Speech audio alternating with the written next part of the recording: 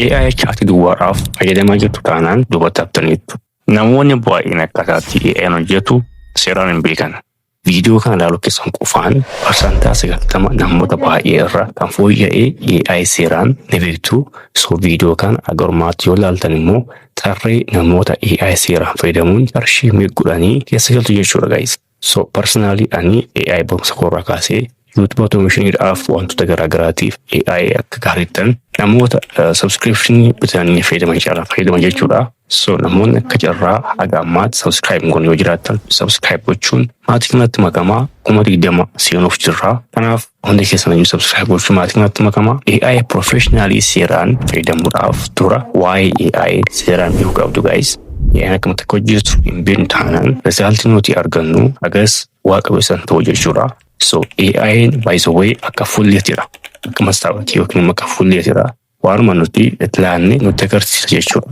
Waan rabbaan yookiin waan kiloon kaasne yoo gaafanne akkasuma innis outputii gaarii hin taane yookiin immoo quubsaa hin taane ni funa jechuudha. So wanti nuti laannu outputiin keenya gaarii yoo ta'e akkasuma outputiin keenya baay'ee gaarii fi effective ta'a jechuudha guys. So fakkeenyaaf Gemini yookiin ChatGPT seentanii give me business idea jettanii gaafachuu irraa akkasitti nu gaafattan baay'ee gaarii ta'a jechuudha. So namoonni AI akka hiriyaa isaaniitti waliin haasa'u sun gaariidha garuu deebii fi furmaata quubsaa barbaadna yoo taanaan akka kanatti haasa'uu hin qabnu jechuudha. So AI gaafa waa gaafannu roolii osoo laannee fi baay'ee gaarii ta'a. Fakkeenyaaf act as professional script writer you are expert inni yoo gaafanne deebii quubsaa fi sharptee nuuf kenna guys. Fakkeenyaaf you generate thumbnail design jechuudha.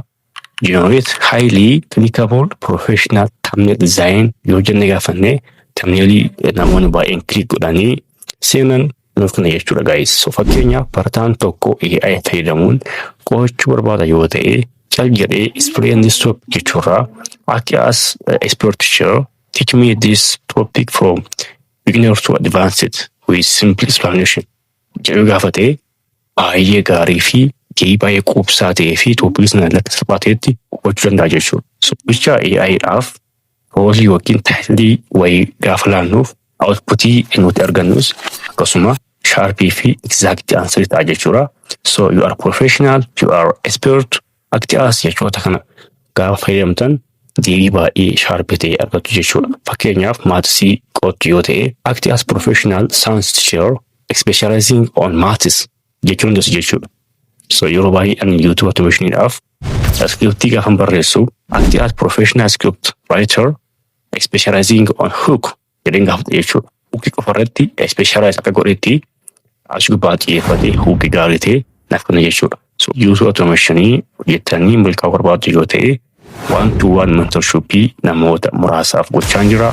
Koorsii miti just mentorii gochuu fi guide gochuudha.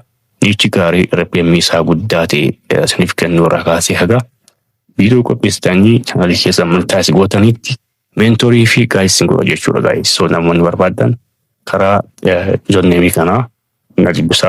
Amma immoo wanti guddaan itti aanu AI'n gaaffii gaafachuu qofa osoo hin taane AI'aaf kontekstii kennuudha guys. Namoonni baay'een AI gaafatu qofa gaafatu. Fakkeenyaaf write me YouTube script garuu AI'n eenyuuf akka barreessinu sa'aatiin akka ta'u afaan maaliitiin akka ta'u just audience keenya eenyu akka ta'e adda baasee hin beeku jechuudha. Kanaaf kontekstii kennuun baay'ee barbaachisaadha jechuudha. So fakkeenyaaf write me YouTube script jechuurraa act as professional YouTube script writer write an 8-minute YouTube script in Afaan Oromo for Ethiopian students or for Oromo students.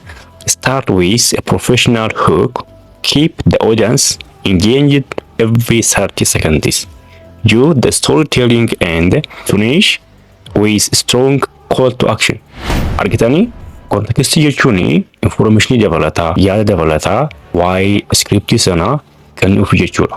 Promptii kanaan AI'n deebii sharp ta'ee fi deebii exact ta'e nuuf kenna jechuudha guys. So AI irraa bu'aa gaarii ta'e tokko argachuuf formula kana fayyadama. Formulaan kunis role plus task plus context plus format plus goal jechuudha. Kana jechuun rooliin dura asaa turre AI'n eenyu akka ta'etti fakkeenyaaf you are professional, you are expert, act as professional. Roolii jechuun AI eenyu akka ta'e itti himudha jechuudha guys. So taaskiin immoo maal akka hojjetu itti himudha.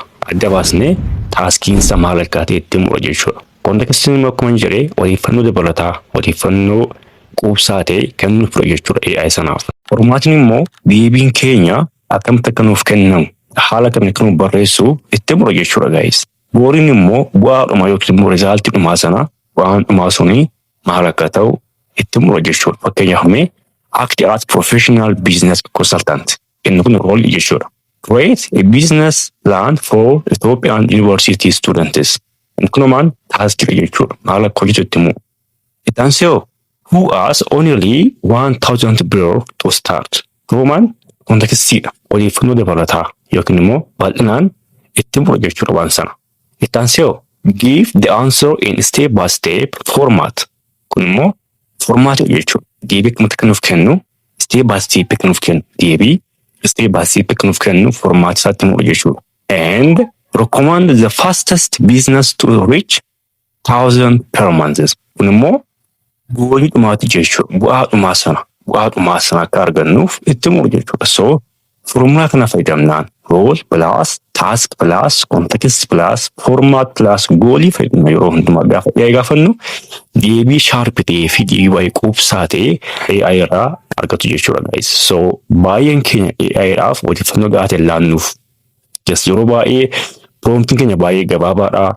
Kaayyoon keenya AI irraa baay'ee ibsinu namoota taargeetii goonu itti himnu. So deebii akkamii akka barbaannus itti himnu jechuudha. So AInis immoo waan laannu nuuf kennu. Garbeejiin garbeejii awwaatiidha. Kanaaf formaatii ammaa sana fayyadama. AI'n gaaffii keessan irratti hundaa'uun yeroo yeroo deebii isaa fooyyessaa deema jechuudha. Fakkeenyaaf gaaffii gaafatanii make it shorter. Duwwaa jechuurra just add more emotion, explain with example, use in simple Afaan Oromo or just in English or in Amharic, make it suitable for a beginner. Just add statics. Gaaffii gaaffii baay'ee gaafataa deemtanii akkasuma deebiin isaas immoo fooyya'aa deema jechuudha guys. So promptii tokko irraa jalqabee yeroo 5 fi yeroo 4 yoo fooyyessitanii outputii ajaa'ibaa ta'e AI irraa argattu jechuudha. Namoonni AI irraa baay'ee fayyadaman yeroo hundumaa haala kanaan AI wajjin haasa'u jechuudha. So AI namoota seeraan fayyadaman keessa ta'uu barbaadu yoo ta'e namoota AI seeraan fayyadamanii bu'aa gaarii argatan keessa ta'uu barbaadu yoo ta'e AI haala kanaan fayyadama. Egaa dhuma irratti promptii kanaan xumuraa guys. Yeroo hundumaa dhuma irratti promptii kanaan xumuraa. Yeroo baay'ee AI gaafachuurraa AI duwwaa gaafachuurraa inni illee akka nu gaafatu gochuu qabdu jechuudha. Fakkeenyaaf before answering ask me a really important question. If you need more information. Just AI illee gaaffii kan gaafatu important question kan gaafatu gochuu qabdu jechuudha. Gaafa kana gootanii AI gaaffii sin gaafata fakkeenya waa'ee gaaffii sana waa'ee promptii sanaatiif gaaffii biraa akkasin gaafatu important question akkasin gaafatu gochuu qabdu jechuudha. Egaa AI yeroo hunda gaafachuu qofa osoo hin taane innis akka gaafatu gochuu qabdu jechuudha. So promptii kana fayyadamnaan baasiin jedha AI'n promptii keessan haala gaariin fooyyessaa akkasumallee deebii sharp ta'ee fi exact answerii barbaadan sana asiriif kenna jechuudha. Kanaaf AI'n gaaffii salphaa qofa osoo hin taane roolii kennaa fi kontekstii kennaa fi kaayyoo isaatti himaa jechuudha.